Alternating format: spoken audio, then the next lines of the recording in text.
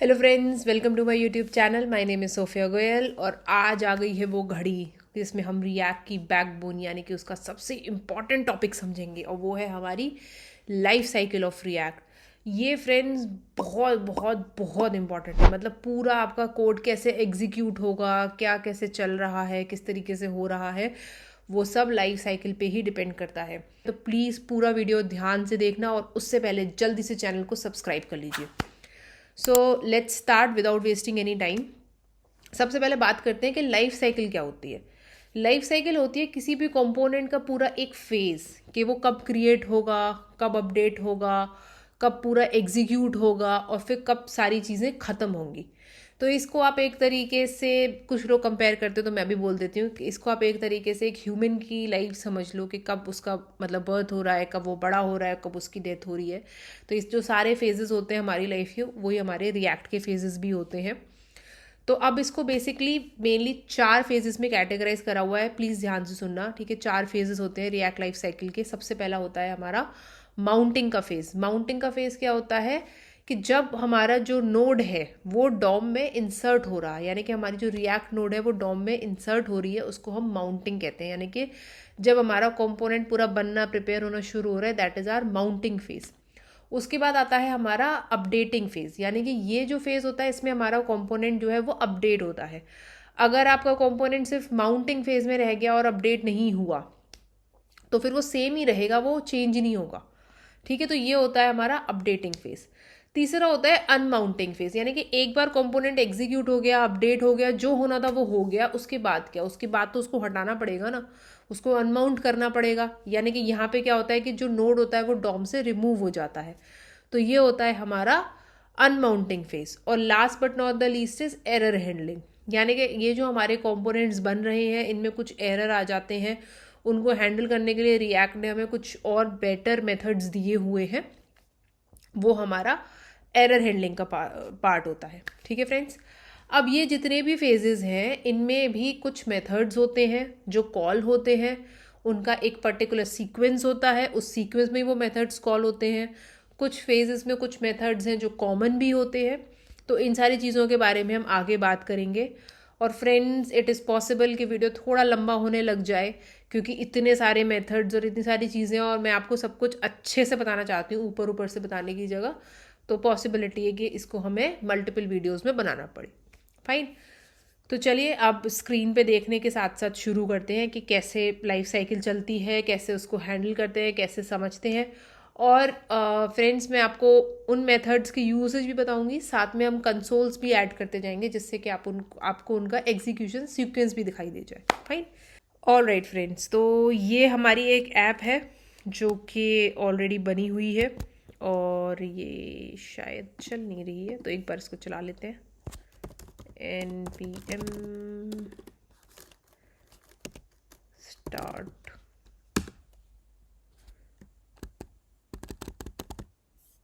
तो ये हमारी ऐप चल गई। Yes, let's understand life cycle. Fine. अब देखो यहाँ पे मैंने यही लिखा हुआ है। तो ये क्या है, ये हमारा पहला इनिशियल हमारा ऐप है। इसमें हमने एक क्लास कंपोनेंट बना के रखा हुआ है। ये रहा हमारा क्लास कंपोनेंट जिसमें कुछ नहीं है, सिंपल एक मेथड कॉल हो रहा है रेंडर और ये डिफ है, ठीक है। तो इस कंपोनेंट में हम लाइफ साइकिल को समझेंगे। फाइन। तो सबसे पहला मेथड जो कि अभी हम देखो, सबसे पहला फेज हम डिस्कस कर रहे हैं हमारा माउंटिंग वाला फेज। तो माउंटिंग वाले फेज में सबसे पहला मेथड जो होता है वो होता है हमारा कंस्ट्रक्टर, ठीक है। तो कंस्ट्रक्टर क्या होता है, हमारा जो कंपोनेंट है उसके माउंट होने से भी पहले कॉल हो जाता है, ठीक है। अब कंस्ट्रक्टर का यूज़ क्या होता है, कंस्ट्रक्टर यूज़ होता है हमारी, या तो हमें स्टेट को इनिशियलाइज करना है या फिर हमें अपने इवेंट हैंडलर्स को अगर बाइंड करना है तो फिर हम कंस्ट्रक्टर मेथड को कॉल करते हैं। इसके बारे में मैंने अपने पहले रिएक्ट वाले वीडियोस में भी बताया हुआ है, क्लास बेस्ड कंपोनेंट वाले वीडियो में। आपको और डिटेल में समझना है तो वहाँ जाके देख लेना आप प्लीज़।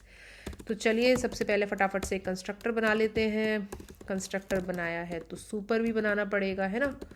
और एक कुछ भी स्टेट इनिशियलाइज कर लेते हैं यहाँ पे, ठीक है, सिंपल। अब मैं यहाँ पे एक कंसोल कर देती हूँ, ठीक है, इनसाइड कंस्ट्रक्टर। ये मैंने जो आपसे कहा था कि हमें हमारा सीक्वेंस दिखाना है कि कौन सी चीज़ कब कॉल हो रही है, तो उस केस में हम ऐसा करेंगे। इसको मैंने सेव कर दिया। यहाँ पे हम कंसोल देखते हैं तो ये हमारा इनसाइड कंस्ट्रक्टर आ चुका है यहाँ पे। फाइन। अब फ्रेंड्स ये तो आपको समझ में आ गया।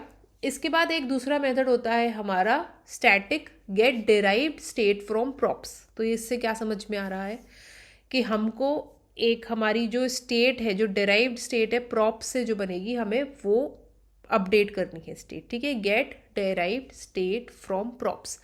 तो बेसिकली ये मेथड क्या होता है, ये मेथड होता है कि अगर हमें अपनी स्टेट को प्रॉप्स के साथ अलाइन करके रखना है, या फिर ऐसे कह सकते हैं कि मान लो मुझे मेरी स्टेट प्रॉप्स के बेसिस पे अपडेट करनी है, तो हम इस मेथड को यूज़ कर सकते हैं।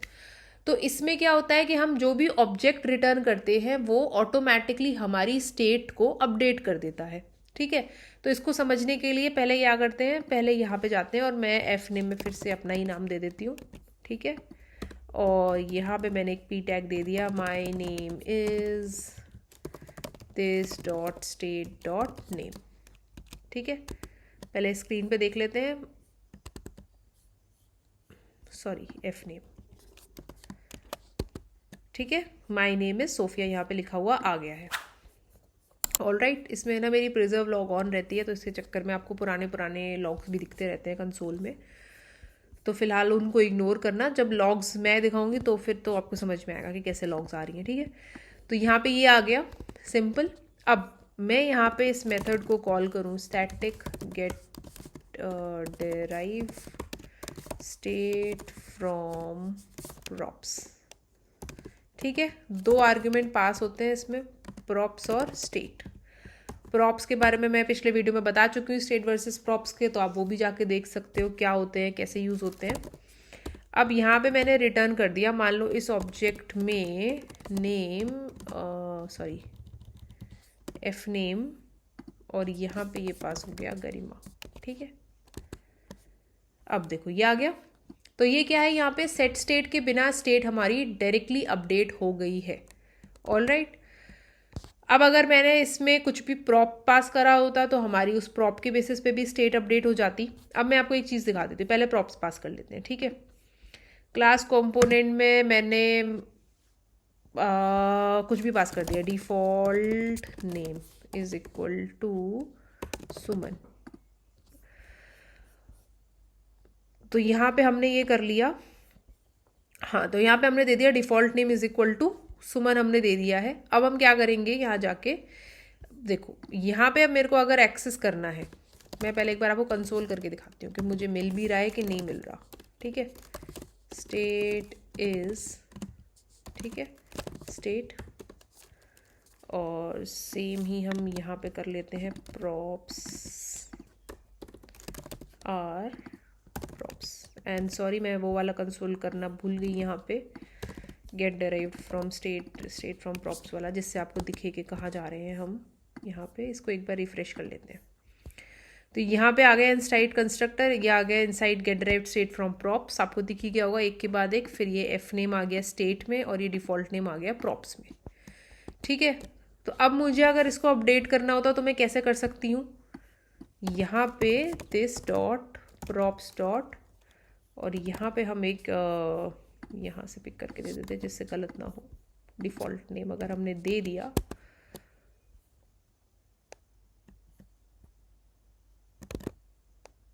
सॉरी दिस डॉट प्रॉप्स नहीं आएगा, यहाँ पे डायरेक्टली प्रॉप्स आएगा। ओके, तो यहाँ पे देखो माय नेम इज सुमन भी आ गया। ऑल राइट, तो ये हमने प्रॉप्स के बेसिस पे कर दिया। अब एक चीज़ और होती है जो कि आप सोच भी रहे होगे कि क्या है, अगर मान लो मुझे ये चीज़ यहाँ नहीं करनी, इसकी जगह मैं यहाँ करके देखूँ। ठीक है, तो यहाँ पे अगर हम प्रॉप्स पास कर दें तो इस वैल्यू को हम यहाँ से भी अपडेट कर सकते हैं, यानी कि इस एफ नेम में अगर मैं पास कर दूँ ये तब भी अपडेट हो जाएगा। ठीक है, इस आपकी अंडरस्टैंडिंग के लिए मैं इस मेथड को कमेंट भी कर देती हूँ पूरे को। ठीक है, अब फिर से देखो माय नेम इज सुमन आ गया अभी भी, राइट, जो कि हमने दिया था। तो फिर हमको ये करने की क्या ज़रूरत है, तो ये करने की फ्रेंड्स हमको बेसिकली ज़रूरत ये है कि अगर आप यहाँ पे स्टेट अपडेट कर दोगे ना, तो वो जो स्टेट हो जाती है वो एक डेराइव्ड स्टेट हो जाती है। यानी कि यहाँ पे अगर हम प्रॉप्स से स्टेट को अपडेट कर देते हैं तो that becomes our derived state. Derived state मतलब हमारी प्रॉप से डेराइव्ड स्टेट हमने इनिशियलाइजेशन के टाइम पे डिफाइन कर दी। तो हमारे पास क्या होता है, ओरिजिनल स्टेट का एक्सेस नहीं रहता है। ठीक है। अब क्योंकि हमारे पास ये मेथड है, it doesn't mean we have to use it, ठीक है। ये ज़्यादा यूज़ भी नहीं होता है। तो अब ये ज़बरदस्ती नहीं है कि आपको प्रॉप से स्टेट अपडेट करनी ही करनी है या इस मेथड को यूज़ करना ही करना है। It basically depends on your usability कि आपको चाहिए कि नहीं चाहिए, ठीक है। अब फ्रेंड्स, इसके बाद आता है हमारा जो तीसरा मेथड आता है हमारी माउंटिंग वाली लाइफ साइकिल का, वो होता है हमारा रेंडर मेथड। तो रेंडर मेथड तो आपको पता ही है फ्रेंड्स कि हम कितनी बार यूज़ कर चुके हैं। बेसिकली हमारा जो डॉम की रेंडरिंग हो रही है वो हमारे इस रेंडर मेथड में हो रही है। तो यहाँ मैं आपको सिर्फ एक कंसोल दिखाना चाहूँगी, इनसाइड रेंडर, ठीक है, इनकी कॉलिंग शो करने के लिए। यहाँ पे देखो, constructor get direct state from props and render, fine. अब आ जाता है हमारा last but not the least is component did mount, ठीक है। तो कंपोनेंट डिड माउंट मेथड क्या होता है फ्रेंड्स, ये हमारा जो डॉम रेंडर होने के बाद फाइनल मेथड जो कॉल होता है वो होता है कंपोनेंट डिड माउंट। तो बेसिकली जो भी हमारे रेंडर में नोड्स वगैरह भी होंगे वो सब भी कंपोनेंट डिड माउंट एक्सेस कर सकता है। इस मेथड का यूज़ क्या होता है, इस मेथड का यूज़ होता है कि आपको कोई भी एपीआई कॉल करनी है, एसिंक्रोनस कॉल्स करनी है, आपको कोई इवेंट हैंडलर्स डालने हैं, कुछ भी ऐसा करना है तो फिर हम कंपोनेंट डिड माउंट में कर सकते हैं। इस बात को याद रखिएगा फ्रेंड्स कि जो कंपोनेंट डिड माउंट होता है वो इनिशियल रेंडर के बाद सिर्फ और सिर्फ एक बार कॉल होता है। तो यानी कि मान लो कि मुझे इनिशियल लोड के बाद कोई भी एपीआई अगर कॉल करनी है तो मैं, और वो भी सिर्फ एक बार करनी है, बार बार नहीं करनी है, तो मैं कंपोनेंट डिड माउंट का यूज़ कर सकती हूँ, ठीक है। तो प्रैक्टिकली एक बार इसका यूज़ भी देख लेते हैं। यहाँ पे मैं जब कंसोल डाल रही हूँ तो आपको शायद ऐसा भी लग रहा होगा कि ये तो एक के बाद एक कॉल हो रहे हैं, तो मतलब एक के बाद एक लिखे हुए हैं। तो जावास्क्रिप्ट के हिसाब से जाएँ तो पहले इसकी कंसोल आएगी, फिर इसकी आएगी, फिर इसकी आएगी। तो ये चीज़ आपको अब एग्जीक्यूशन मेथड यहाँ से आपको पता चल जाएगा देख के, ठीक है। तो मैं अगर कंपोनेंट डिड माउंट कॉल करूँ, ठीक है, और यहाँ पे हम क्या करते हैं, बेसिकली एक एपीआई कॉल करने की कोशिश करते हैं, ठीक है। तो यहाँ से हम ये वाले में रिटर्न हम नल भी कर सकते हैं, हमें हर चीज़ रिटर्न करनी पड़े ये ज़रूरी भी नहीं है, ठीक है, फाइन। यहाँ पे अभी भी एज इट इज़ ही आ रहा है जो हमने डिफ़ॉल्ट नेमिंग दी थी, ठीक है। ये मैं आपको इसलिए दिखा रही हूँ क्योंकि अब हम स्टेट अपडेट करने वाले हैं, स्टेट की कुछ चीज़ें। तो मैं क्या करूँगी कि मैंने एक शॉपिंग एपीआई की एप्लीकेशन ढूंढी है जो कि मैं आपको दिखाती हूँ, और वहाँ से हम क्या करेंगे कि हम यहाँ पे अब अपनी स्टेट में प्रोडक्ट्स फेच करेंगे, फाइन। और यहाँ पे हमने इस प्रोडक्ट्स में एम्प्टी एरे दे दिया, मतलब एक शॉपिंग वेबसाइट है जिसके प्रोडक्ट्स इस स्टेट में आ रहे हैं, फाइन। और अब हम क्या करेंगे, इसकी कोई वैल्यू नहीं रही अब एफ नेम वाले की, है ना। एक यहाँ पे हम अपना इनसाइड डाल देते हैं, ठीक है। अब यहाँ पे हम क्या करेंगे, उस एपीआई को हम, जो हमारी शॉपिंग वेबसाइट की एपीआई होगी, जो हमारी शॉपिंग एपीआई को डेटा फैच करने के लिए, उसको हम यहाँ पे कॉल करेंगे, सॉरी, कंपोनेंट डिड माउंट में। और फिर उसके बेसिस पे हम अपनी स्टेट को अपडेट करेंगे और फिर हम उस डेटा को यहाँ पे डिस्प्ले करेंगे, ठीक है। तो अब पहले एक काम करते हैं, एपीआई देख लेते हैं। ये देखिए फ्रेंड्स, ये है हमारी एपीआई फेक स्टोर के नाम से, ठीक है। ये हमें, मान लो मुझे इसके प्रोडक्ट्स फेच करने हैं तो मैं यहाँ आके देख लेती हूँ। ये हमारे पूरे प्रोडक्ट्स की जेसन है जो हमारे पास अवेलेबल है, ठीक है। तो इसमें क्या क्या है, हमारे पास आईडी है, टाइटल है, प्राइस है, डिस्क्रिप्शन है, कैटेगरी, इमेज, रेटिंग। तो मैं पूरी शॉपिंग वेबसाइट की तरह तो नहीं दिखाऊंगी, लेकिन हम टाइटल्स सारे एक बार में डिस्प्ले कर सकते हैं, ठीक है। अब देखो यहाँ पे इन्होंने क्या किया हुआ है कि गेट ऑल प्रोडक्ट्स का कोड भी दिया हुआ है, तो हम फिलहाल सिर्फ इसी कोड को यूज़ करते हैं। आपको प्रोमिसेस का पता ही होगा, यहाँ से हमने फेच किए प्रोडक्ट्स, फिर रिस्पॉन्स को जेसन में कन्वर्ट किया और फिर जेसन को हमने, इन्होंने लॉक कर लिया है, हम अपने डेटा में यूज़ करेंगे, ठीक है। तो यहाँ कंपोनेंट डिड माउंट में आके हमने इसको पेस्ट कर दिया। अब हमको बेसिकली क्या करना है, अगर आप खुद सोच सकते हो तो सोच लो, वरना बेसिकली हमको ये जो जेसन है इसे हमें अपनी स्टेट में अपडेट करना है। तो कैसे कर सकते हैं, this dot set state, okay. और ये तो मैंने आपको पहले ही बताया हुआ है। यहाँ पे हम प्रोडक्ट्स में जाके और फिर इसको जेसन से अपडेट कर देते हैं, ठीक है, सिंपल। यहाँ से हमारी स्टेट अपडेट हो गई। अब मुझे अगर वो स्टेट चेक करनी है तो हम क्या कर सकते हैं, console dot log products are, okay, और यहाँ पे this dot state dot products, fine. तो अब अगर हम यहाँ पे जाएंगे तो ये आ गए हमारे प्रोडक्ट्स, सिंपली, ठीक है। तो ये सारा जेसन डेटा जो आपको वहाँ पे दिख रहा था वो आपको यहाँ पे अब डिस्प्ले होने लग गया। अब देखो ये पहली बार वाला प्रोडक्ट सार आ गया जहाँ पे हमारे पास एम्प्टी एरे था प्रोडक्ट्स का। उसके बाद हम कंपोनेंट डिड माउंट में गए और फिर हमारा ये जो डेटा है ये अपडेट हो गया। फाइन, तो आपको ये समझ में आ गया होगा।